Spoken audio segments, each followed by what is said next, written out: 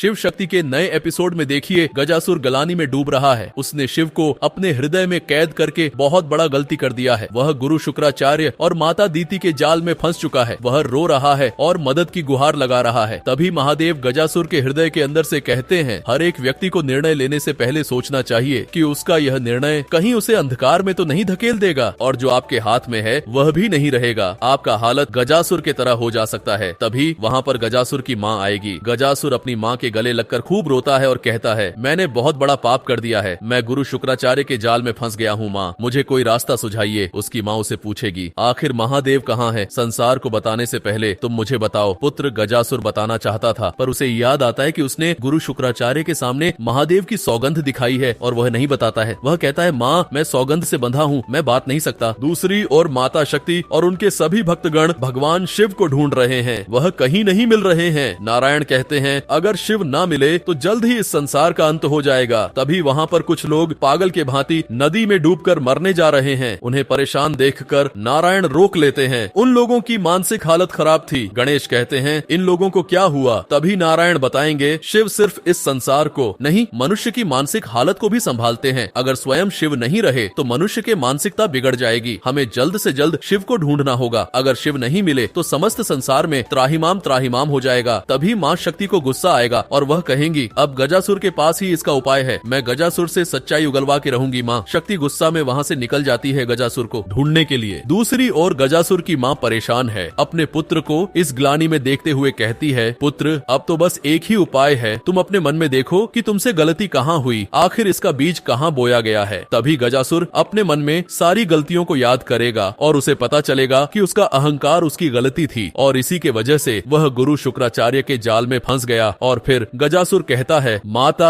आपने सही कहा, अब इसका सिर्फ एक ही उपाय है, मुझे मरना होगा। गजासुर की माँ उसे रोकने की कोशिश करती है, पर गजासुर कहता है, माता आप संसार के भले के लिए अपनी ममता को अड्डे आने नहीं आने देंगे। तभी शिव कहेंगे, गजासुर तुम एक असुर होकर भी सौगंध जैसी नीति और धर्म की बातें को महत्व देते हो, जहाँ हर असुर सौगंध तोड़ देता है, पर तुम ऐसा नहीं कर रहे हो। इसका फल तुम्हें अवश्य दूंगा। गजासुर अपनी माँ को अलविदा कहकर माता शक्ति के हाथों मरने के लिए निकल जाता है। तभी हमें दिखाया जाएगा दूसरी ओर गुरु शुक्राचार्य और माता दीति भ्रमण कर रहे हैं और वह कह रहे हैं, गुरुदेव कहीं शिव के न रहने के कारण यह ब्रह्मांड नष्ट तो नहीं हो जाएगा। गुरु शुक्राचार्य कहते हैं, नष्ट तो नहीं होगा पर भस्म जरूर हो जाएगा और जो बचेगा उसे पर हम असुरों का राज्य होगा। माता दीति खुश होती है। इधर माता शक्ति गजासुर को ढूंढ रही है। तभी वहाँ पर गजासुर प्रकट होता है और कहता है, मैं यहाँ हूँ। माता शक्ति गजासुर से शिव के उपस्थिति के बारे में पूछती है, पर गजासुर कहता है, मैं नहीं बताने वाला हूँ। गजासुर यहाँ पर माता शक्ति को गुस्सा दिलवाने की कोशिश करेगा और कहेगा, आप इतने प्रेम से पूछ रही हैं, आपको लगता है मैं बता दूंगा। हम असुर कभी प्रेम की भाषा समझ पाए हैं? या तो मुझसे युद्ध कीजिए या फिर अपने शिव को खुद ढूंढ लीजिए। अगर आपको शिव चाहिए तो मेरे लाश से गुजरना होगा। माता शक्ति कहती है, तुम शिव भक्त हो, इसके हिसाब से तुम मेरे पुत्र समान हुए, इसीलिए मैं तुमसे प्रेम से बातें कर रही हूँ। तभी गजासुर कुछ ऐसा कहता है जिसके कारण माता शक्ति को गुस्सा आ जाएगा। और फिर क्या था, माता शक्ति अपने रौद्र रूप में आ जाती है और युद्ध करने के लिए तैयार हो जाएगी। तभी शिव कहते हैं, गजासुर तुम्हारे इस त्याग को संसार कभी नहीं भूलेगी। मैं जैसे ही बाहर आऊंगा तुम्हें एक वरदान दूंगा। गजासुर माता शक्ति को मन में नमन करता है और युद्ध के लिए ललकारता है। दोस्तों गजासुर को कौन सा वरदान शिव देने वाले हैं, हमें कमेंट में बताइएगा। पूरा एपिसोड देखने के लिए फर्स्ट कमेंट में दिए गए लिंक पर क्लिक करें। आगे के एपिसोड के अपडेट के लिए आप हमारे चैनल को सब्सक्राइब कर लीजिए। मिलता हूँ अगली वीडियो में।